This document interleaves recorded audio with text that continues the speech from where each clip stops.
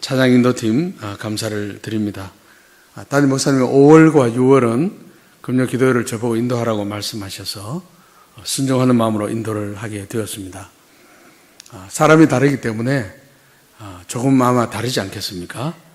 기도회도 좀 다를 것입니다. 특별히 5월 27일이 마지막 금요일이죠. 그때는 선교 기도회를 하도록 그렇게 계획을 하겠습니다. 오늘 이 주제는 부흥에 초점 맞추겠는데요. 2달 동안 일단 5, 6 2달 동안은 부흥에 초점 맞춰서 그렇게 하도록 하겠습니다. 하나님께서 은혜 주셔서 제가 공부를 할 때 학위 논문이 바로 부흥에 대한 것입니다. 저는 부흥에 대한 관심이 참 많습니다. 그래서 성경에 나타난 신구약에 나타난 부흥과 또 교회 역사에 나타나는 부흥들이 많이 있는데 그 중에 일부분을 발췌해서 함께 생각하면서 그렇게 부흥에 대해서 한번 공부하도록 그렇게 하겠습니다. 역대하 7장 14절은 신앙 부흥을 이야기할 때 일어나야 할 환경, 신앙 부흥에서 이야기할 때 한 구절을 뽑을 때 가장 많이 뽑는 구절 중에 하나입니다. 역대하 그 앞에 6장에 보면은 솔로몬 왕이 성전 봉헌을 하고 또 하나님 앞에 기도를 간절히 하게 됩니다.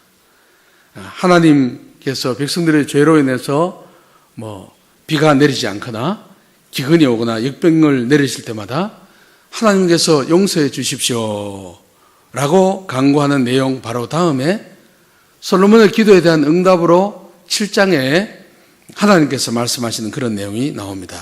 자, 그러면 우리 역대하 6장 26절부터 31절까지를 함께 한번 읽도록 하겠습니다. 역대하 6장 26절부터 31절까지 한번 읽겠습니다. 같이 읽겠습니다. 26절 시작.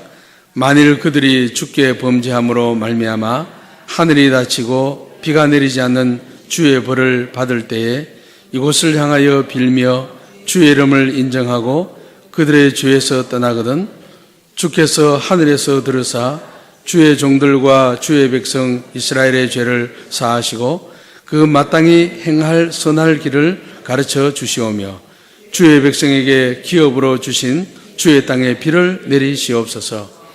만일 이 땅에 기근이나 전염병이 있거나 곡식이 시들거나 깐부기가 나거나 메뚜기나 황충이 나거나 적국이 와서 성읍들을 에워싸거나 무슨 재앙이나 무슨 질병이 있거나를 막론하고 한 사람이나 혹 주의 온 백성 이스라엘이 다 각각 자기의 마음에 재앙과 고통을 깨닫고 이 성전을 향하여 손을 펴고 무슨 기도나 무슨 간구를 하거든 주는 계신 곳 하늘에서 들으시며 사유하시되 각 사람의 마음을 아시오니 그의 모든 행위대로 갚으시옵소서. 주만 홀로 사람의 마음을 아심이니이다. 그리하시면 그들이 주께서 우리 조상들에게 주신 땅에서 사는 동안에 항상 주를 경외하며 주의 길로 걸어가리이다. 아멘. 하나님 앞에 이렇게 간절히 기도하니까 하나님께서 드디어 응답을 하셨습니다. 제가 7장 12절부터 읽겠습니다. 밤에 여호와께서 솔로몬에게 나타나서 그에게 이르시되 내가 이미 내 기도를 듣고 이곳을 택하여 내게 제사하는 성전을 삼았으니 혹 내가 하늘을 닫고 비를 내리지 아니하거나 혹 못되기들에게 토산을 먹게 하거나 혹 전염병이 내 백성 가운데 유행하게 할 때에 내 이름으로 일컫는 내 백성이 그들의 악한 길에서 떠나 스스로 낮추고 기도하여 내 얼굴을 찾으면 내가 하늘에서 듣고 그들의 죄를 사하고 그들의 땅을 고칠지라. 이제 이곳에 사는 기도에 내가 눈을 들고 귀를 기울이리니 이는 내가 이미 이 성전을 택하고 거룩하게 하여 내 이름을 여기에 영원히 있게 하려 하였습니다. 내 눈과 내 마음이 항상 여기에 있으리라. 신앙 부흥이 일어나는 조건이 뭐냐? 오늘 7장 14절을 중심으로 하면 한마디로 말하면 회개라고 할 수가 있습니다. 회개. 여러분들 하나님의 영은 성령이라고 하죠. 혹은 성신이라고도 그렇게 번역이 가능합니다. 성령은 거룩한 영이시죠. 하나님은 거룩한 영이시기 때문에 거룩하신 성령은 더러운 우리의 마음에 역사하실 수가 없는 것입니다. 더러움이 없어질 때 성령께서 마음껏 활동하실 수 있는 것이죠. 로마서 15장 4절에 보면은 무엇이든지 전에 기록한 바는 우리의 교훈을 위하여 기록된 것이니 우리로 하여금 인내로 또는 성경 위로로 소망을 가지게 하려 함이니라. 또 고린도전서 10장에 보면 이런 말씀이 있습니다. 그들 가운데 어떤 사람들이 원망하다가 멸망시키는 자에게 멸망하였나니 너희는 그들과 같이 원망하지 말라. 그들에게 일어난 이런 일은 본보기가 되고 또한 말세를 만난 우리를 깨우치기 위하여 기록되었느니라. 구약 성경에 나오는 모든 스토리와 모든 역사와 말씀은 신약 성도, 신약에 살아가는 우리들에게 적용해서 교훈을 얻을 목적으로 기록이 되었다고 그렇게 말씀하고 있습니다. 그러니까 구약 성경에 이스라엘 백성들이 죄를 짓고 할 때 하나님 앞에 간절히 회개하고 할 때 하나님의 영이 임하시고 부흥이 임했다는 것이죠. 그래서 우리도 오늘 이 시대를 살아가면서 우리의 죄악을 깨닫고 죄를 회개하고 하나님 앞에 나아갈 때 성령께서 역사하신다는 것이죠. 신앙 부흥은 항상 그 시대가 영적으로 아주 어두울 때 일어났습니다. 성경에도 마찬가지지만 교회 역사에도 바로 마찬가지입니다. 심각할 정도로 영적으로 쇠퇴해 있을 때 신앙의 부흥이 임한 것을 볼 수가 있습니다. 이 신앙의 부흥은 신자라 할지라도 하나님의 말씀을 알지 못하고 하나님의 뜻을 알지 못하고 하나님의 뜻을 행할 능력이 없을 때 신앙의 부흥이 일어나는 것입니다. 그리스도를 믿은 제자라고 하면서 빛과 소금의 역할을 하지 못하고 무능한 신앙인이 되어가고 교회와 세상의 그 경계선이 무너지고 세상의 것들이 홍수가 이 둑이 터져서 온 들로 밀려 들어와서 그 들에 심어놓은 모든 그 논에 있는 것을 싹 쓸어가 보듯이 세상의 세속적인 물결, 죄의 물결이 교회로 들어와서 예수 믿는 사람이라 할지라도 세상과는 별 다름이 없는 그러한 삶을 살 정도로 도덕적으로, 윤리적으로, 영적으로 퇴락해 있을 때, 퇴보가 있을 때 하나님의 성령의 역사가 일어나야 할 필요성이 있는 그때라고 할 수가 있습니다. 예를 들면 가장 불경건한 자라 할지라도 짓지 아니하던 그러한 죄들이 교회 안에 들어와서 그 죄가 공연히 힘을 발할 때 하나님의 성령의 특별한 도우심이 필요하고 그때 하나님의 성령께서 주시는 부흥이 필요하다는 것이죠. 예를 들면 동성연애에 대한 것도 마찬가지입니다. 한국교회 중에 동성연애를 공공연히 지지하는 목회자들과 가르치는 그런 사람들이 있습니다. 사실 동성연애, 저도 특강을 들었는데 기회가 주어지면 한번 특강을 할 것이지만 동성연애는 유전인자하고 전혀 관계없습니다. 미국이나 그 서양에 있는 유럽에 있는 학자들이 논문을 쓸 때 조작한 겁니다. 아주 교묘하게 조작해서 과학적인 근거가 전혀 없는 것인데 마치 어머니 뱃속에서 나올 때부터 어린 아이가 이미 동성애를 좋아하는 DNA를 타고난 것처럼 조작한 거예요. 사실 과학적으로 볼 때는 꽝인데 그들이 다 조작해서 자기들이 좋아하니까 그렇게 한 것입니다. 그것이 교회에 들어오고 미국에서 장로교 중에 제일 큰 장로교 등치는 PCUSA라고 있습니다. PCUSA. 오늘날은 통합 측하고 좀 통하는 미국의 프린스턴 신학교를 중심으로 한 그러한 그룹인데요. 교단 전체적으로 동성연애가 합법적으로 그렇게 이미 결정이 되었기 때문에 그 교단에 속한 한인 교회들이 있습니다. 한인 교회들이 많은 혼란을 겪고 있는 것을 우리는 이미 알고 있습니다. 교인들의 의사하고 관계없이 총회 차원에서 동성연애는 죄가 아니다라고 결정을 해버리기 때문에 담임 목사님에게 찾아와서 성도들이 묻습니다. 목사님, 동성연애가 죄입니까? 라고 했을 때 목사님이 말하기를 그것은 하나님의 창조주술을 흐리기 때문에 하나님을 대적하는 것이 죄입니다 라고 하면 그 목사님은 상당히 어려움을 당하게 되도록 되었습니다. 성도들이 물어도 목사님이 할 말이 없으니까 성도들이 막 흩어지고 떠나는 겁니다. 동성연애가 영국 성공회도 들어왔고 카톨릭에도 들어왔고 개신교도 들어왔고 계속해서 우리에게 목을 재어오고 있습니다. 차별금지법 이러한 것들을 통해서 국회에서 공공연하게 계속해서 논의되면서 언제 그것이 결정될지 알 수가 없습니다. 참 재앙이죠. 하나님이 인간들을 재앙으로 치실 때는 하나님을 대적할 때 치십니다. 하나님은 마땅히 한 남자와 한 여자가 한 몸이 되라고 했지, 남자와 남자, 여자가 여자로 한 몸이 되라고 하시지 않았습니다. 담임 목사 성도집에 신방을 했는데, 남자 성도집을 신방을 했는데 남자가 남자를 소개하면서 목사님, 이 사람이 저 아내입니다 하면 얼마나 놀라 까무러치시겠습니까? 참 곤란하지 않습니까? 그래서 우리는 이 시대를 볼 때 정말로 하나님의 부흥이 필요할 때입니다. 이 시대는 너무 편해서 사람들은 주님을 더 이상 고대하지 않지요. 주님의 재림을 고대하지 않습니다. 우리 선조들은 지극한 핍박이 있을 때는 주님을 늘 고대하면서 주님 고대가라는 그러한 찬송도 흔히들 불렀습니다. 오늘날 금요 기도회나 혹은 다른 기도회를 할 때 낮에나 밤에나 눈물 머금고 내 주님 오시기만 고대합니다. 가실 때 다시 오마 하신 예수님, 오 주여 언제나 오시렵니까? 이러한 주님 고대가를 부른 사람들이 별로 없죠. 세상이 너무 좋으니까 마음속으로 주님 가능하면 늦게 오십시오. 영원히 오시지 말든지, 이 세상이 너무 좋습니다. 이런 태도로 성도들이 살아가는 것을 보게 됩니다.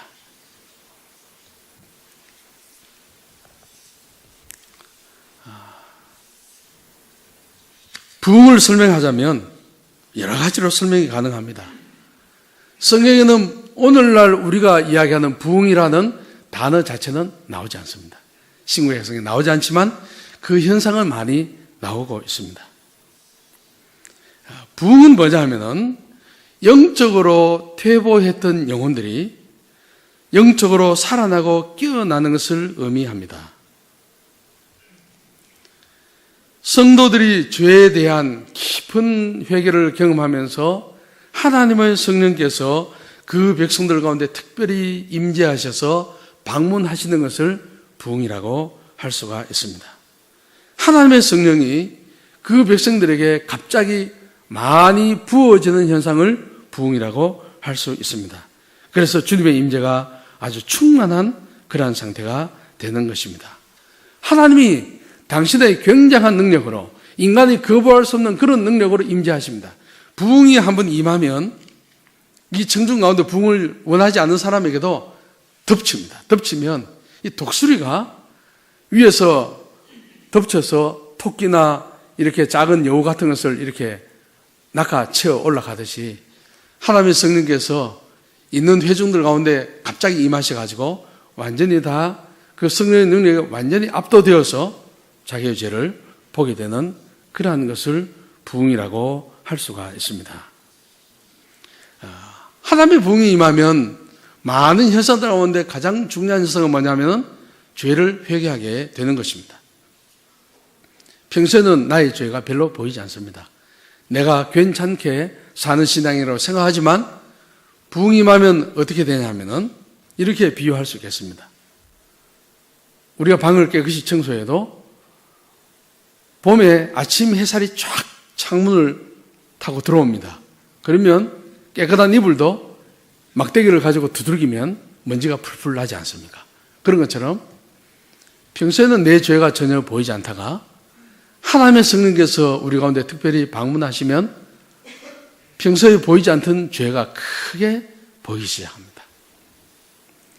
평소에는 내가 거울을 볼 때 내 눈이 어둡든지 거울 면이 증기로 어려서 그렇게 되어서 내 얼굴이 잘 보이지 않다가 정말 깨끗한 그 거울 앞에서 내 자신의 얼굴을 비치면 여기 점도 보이고 모든 것이 다 보이는 그런 식으로 하나님의 성령께서 특별히 임하시면 우리 가운데는 죄가 다 드러나서 고백하지 않고는 견딜 수 없는 그런 상태가 되는 것입니다.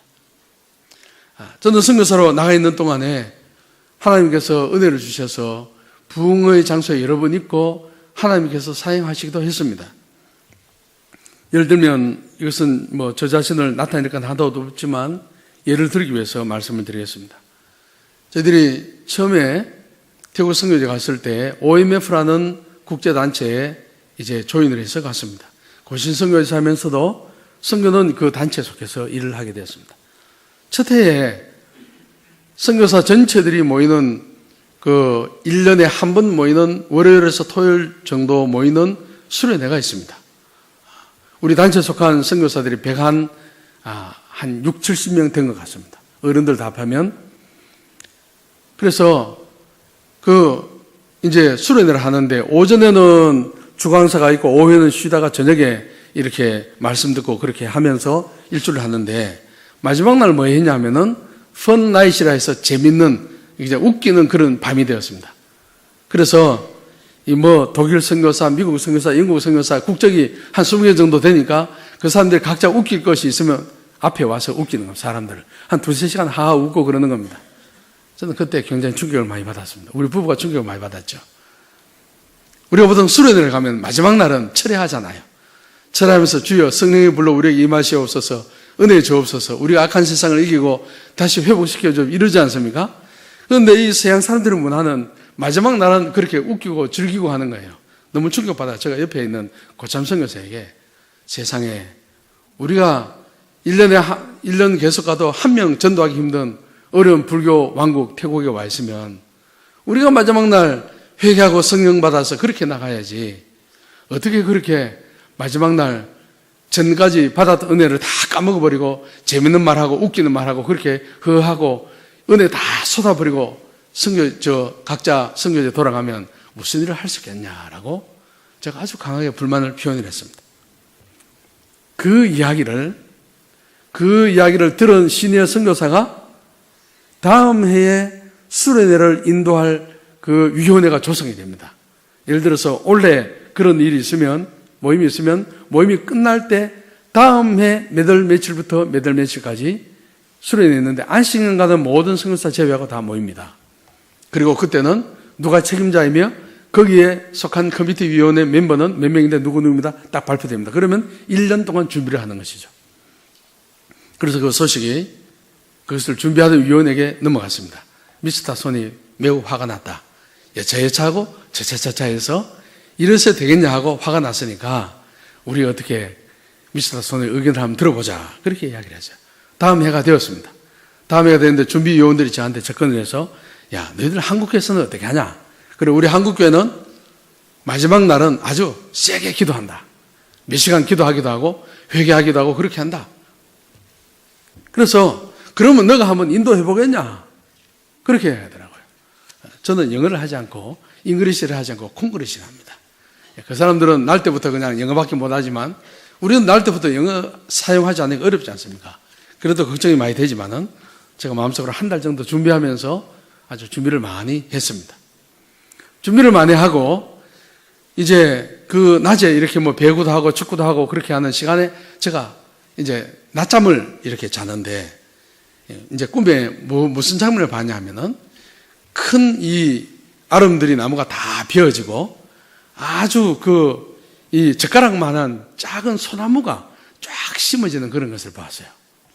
그래서 깨가지고 이게 무슨 뜻일까 하면서 이제 잘 몰랐습니다. 이제 저녁이 되었습니다. 한 9시쯤 돼가 이제 모임이 시작이 되었습니다.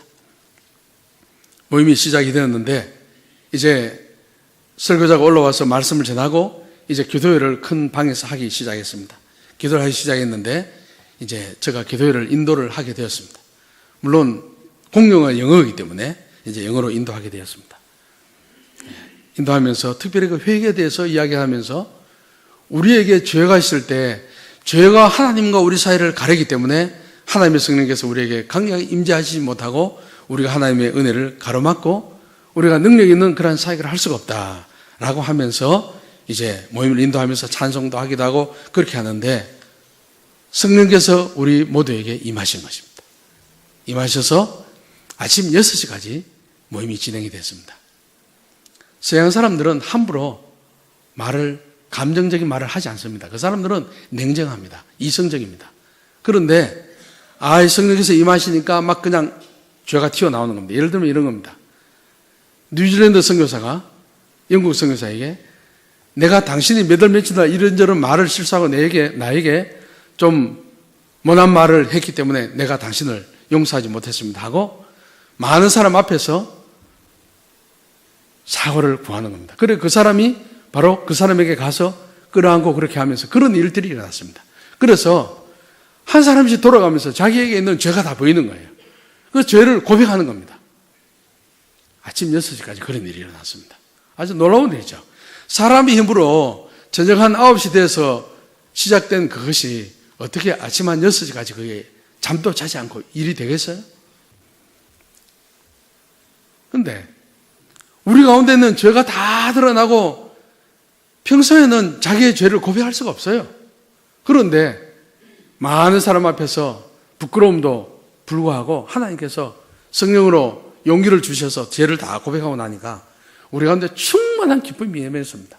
그래서 찬송을 하는데 찬송 하나를 가지고 10번, 20번 불러도 그게 바로 새 노래가 되는 거예요. 지겹지가 않고 너무 기쁘고 춤을 추고 막 야단 났습니다. 아침 내내 환했습니다. 얼굴이.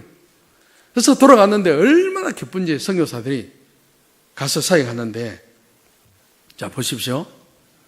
하나님의 성령께서 임하시면 평소에는 죄로 인식되지 않은 그런 것들이 다 드러나서 평소에는 요만한 것처럼 나에게 인식이 되다가 나중에는 하나님 보시는 그런 시각으로 나에게 죄가 다가오면서 그 앞에 고백하지 않고는 견딜 수 없는 그러한 어떤 성령의 역사가 나타나는 것. 다 거꾸러지는 것입니다. 평소에 어떤 사람의 죄 이야기를 들으면 수근수근합니다. 뒤에서 저 사람이 무슨 죄를 지었다 하더라고 그러는데 하나님의 성령께서 임하셔서 한 사람이 죄를 범하면 죄를 회개합니다. 예를 들어서 간음에 대한 죄를 회개했다 합시다. 모든 사람이 다 웁니다. 성령께서 임하시니까. 그 사람의 죄가 나의 죄가 되는 것입니다. 영국에서 발베카라지에서 공부를 할 때 성령께서 기도하는 날 임하셨습니다. 원래는 오전에만 기도회를 하고 오후에는 공부를 하기로 했는데 그때 학생회 회장이 올라왔습니다. 사람들이 죄를 회개하기 위해서 줄을 쭉 섰습니다. 학생들이.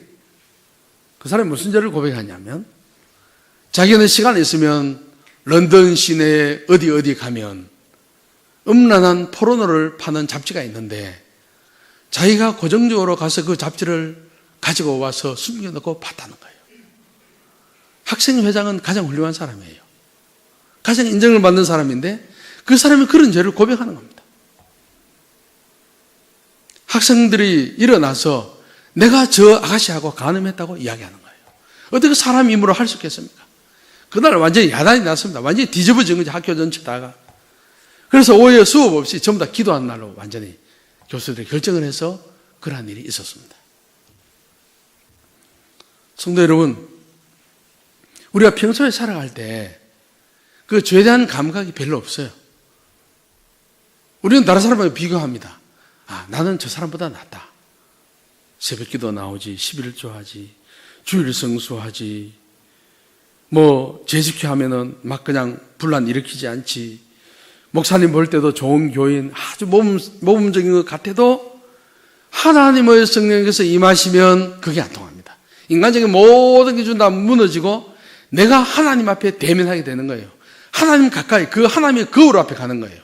말씀의 거울 앞에 가서 이 말씀이 평소에는 죽어있는 말씀인데 히브리서 4장 12절에 나와 있는 말씀처럼 하나님의 말씀은 살아있고 운동력이 있어서 내 심령을 쪼개기 때문에 꼬꾸라지지 않고는 견딜 수 있는 그런 순간이 오는 거예요. 그게 바로 부흥입니다. 성경에 나가서 하나님의 은혜 가운데 여러 번 부흥을 경험하고 하나님이 또 사용하시기도 하고 그랬는데 우리도 신앙생활을 하면서 그저 우리가 인위적으로 찬송하고 그 말씀을 이성적으로 받아들이고 그런 차원을 넘어서 하나님의 성령께서 우리를 방문하셔서 내 자신의 의로움이 완전히 묻어지고 내 자신이 하나님 앞에 벌거벗은 모습으로 다 설 때에 정말로 내어놓을 것이 하나도 없다는 인식이 들면서 내 자신을 바라볼 때 눈물이 터지고 회개가 되고 다른 사람이 죄를 고백할 때 저 인간 그렇게 생각하지 않고 그것이 바로 나의 죄가 되어서 형제의 아픔이 나의 아픔이 되고 형제의 허물이 나의 허물이 되어서 온 회중이 엉엉 울면서 하나님 앞에 하나님 우리의 죄를 용서해 주십시오. 그런 단계가 온다는 것이죠. 여러분들이 지금까지 신앙생활을 해오면서 그런 경험을 하셔서 특별히 지금 한 60, 70이 되신 그런 분들은 한국교회 1970년대, 60년대 그때 그런 일이 허다했습니다. 제가 처음 회심을 하고 학생들을 데리고 수련회를 갔습니다. 수련회를 제가 교사 자격으로 갔습니다. 갔는데 초등학교 6학년 여학생이 하나님의 성령께서 임하시니까 자기 죄 때문에 땅에 막 구르면서, 여러분들 흙바닥 있지 않습니까? 막 구르고 온몸에 흙 실갑을 하면서 비가 많이 왔는데요. 그렇게 하면서 내 죄 하면서 울더라고요. 막 똘똘 구불러요, 이렇게. 하나님의 성령께서 임하셔서 중등부 수련회, 고등부 수련회 가면요, 막 통곡하는 것이 일반화가 되었습니다. 그 당시만 하더라도. 그런데 언젠가부터인가 한국교회가 여러분 수련회 같은 것도 개교회 차원에 하지 않고 무슨 단체에서, 그 단체는 대목에 돈을 버는 거예요. 그걸로. 그냥 이 기수 이번 주에는 한 600명, 700명 받아가지고 월요일부터 금요일까지 하고, 그 다음에 또 하면은 다음 기회 또 나오고 1주, 2주, 3주, 4주, 5주 해가지고 전국적으로 볼 때 개교회별로 하는, 은혜 받고 하는 그런 건 다 없어지고, 참 전도사님들이나 그런 분들은 참 좋겠어요. 자기가 안 해도 되니까. 학생들 끌고 버스 한 대 대절해서 교사들하고 가서 같이 있으면서, 거기 가면 막 그냥 코미디 하는 사람도 나오고 찬양 인도하는 전문 찬양도 나오고 전국적으로 유명한 설교하는 그런 사람도 나오게 해가지고 막 백화점식으로 섞어가지고 막 그냥 갔다 오면 꽝 아무것도 없는 거예요. 한국교회 그 청소년들 집회가 그렇습니다. 지금 많이 달라졌죠. 여러분들 기억해 보십시오. 연세 드신 분들이 처음 예수 믿었을 때 산기도 많이 갔죠. 웬만한 산에 가면 전부 다 주야 주야 하면서 다 소나무 뿌리 뽑고 소나무 뿌리를 뽑고 하는 그런 시대가 있었습니다. 지금 그런 거 없어졌죠. 금요일 되면은 한 11시간 기도하고 그 다음에 교회 버스로 기도원 가지 않습니까? 기도원 가서 밤새도록 주야 하고 새벽에 와서 봉교에 와서 새벽 기도하고 헤어지지 않습니까? 지금은 그런 깡이 없죠. 깡이. 하나님 앞에 답답한 것도 없고 너무 잘 사니까. 이미 세상 거 다 가지고 있으니까 강구할 게 없어진 거예요. 참 우리는 영적으로 볼 때 정말 심각한 상태에 도달했습니다. 아마 지금 젊은이들이 예수 믿는 사람들은 전혀 깨닫지 못할 거예요. 옛날에 우리 한 세대 전의 사람들이 어떻게 예수를 믿고 얼마나 하나님 앞에 간절하게 그렇게 나아갔는지, 기도를 어떻게 했는지. 여러분 수련회 때 되면 중등부, 고등부, 초등학생 사이에 수련회가 있을 때 성령께서 어떻게 임재하시는지 그런 걸 잘 모르실 거예요. 지금 가만히 생각해 보면 제가 1990년 한국을 떠났는데 지금 한국에 돌아와서 이렇게 보니까 너무너무 달라져서 같은 한국 사람인데 영적인 분위기가 완전히 달라졌어요. 사실 우리는 영적으로 아주 심각한 단계에 있습니다. 큰 죄를 보고도 통회하는 것이 없고 교회가 세상과 담이 무너지면서 세상의 것이 들어왔는데도 별로 위기의식을 느끼지 못하고 북한에서 핵폭탄 연습하고 테스트하고 하고 한다 하더라도 무덤덤하게 오면 오는 거지 하고 그러고 있지를 않나. 하여튼 영적으로 많이, 육적으로 말하면 문둥병에 걸린 것처럼 그 신경이 많이 죽어 있는 것 같아요.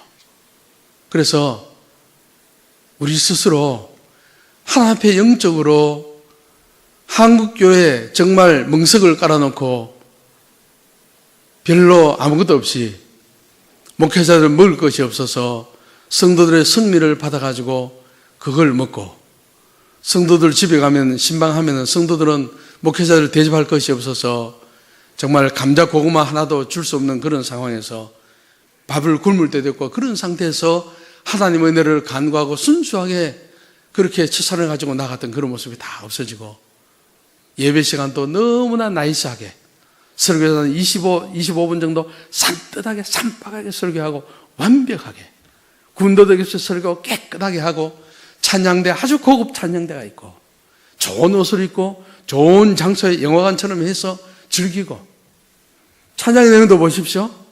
우리 하나님 앞에 회개함이 나가는 그런 대신 우리의 감정을 자극하는 그런 복음성이 많이 줄을 이루면서 영적으로 쇠락을 거듭하면서 마치 라오디게아 교회, 우리는 부족함이 없다 하지만 하나님께서 보실 때는 정말 거제와 같은 그런 모습을 하고 있는 우리는 아닌가를 생각하게 됩니다.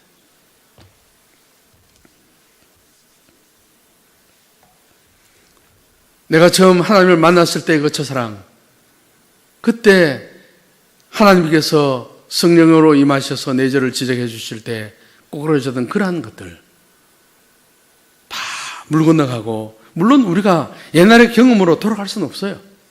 그러나 우리의 신앙이 정말 가난한, 심령이 가난한 자는 복이 있나니, 팔복 중에 처음이 바로 심령이 가난한 것 아닙니까? 심령이 가난하다는 것은 내가 하나님 앞에 내 자신을 내어놓고 볼 때 드러낼 게 하나도 없고 나의 의가 하나도 없고, 정말 하나님이 나를 있는 그대로 판단하시면 나는 죽을 수밖에 없는, 지옥불에 떨어질 수밖에 없는 그러한 죄로 점철된 그런 인간입니다. 나는 그렇고 그런 인간입니다. 사람들이 나를 깨끗하게 봐주고 그렇게 봐준다 할 때 하나님 앞에 설 때 나는 그런 인간입니다 하고, 하나님 앞에 하나님의 긍휼하심이 없으면은 내가 하나님 앞에 도무지 나갈 수 없는, 그게 바로 심령이 가난한 거 아니겠습니까? 저는 오늘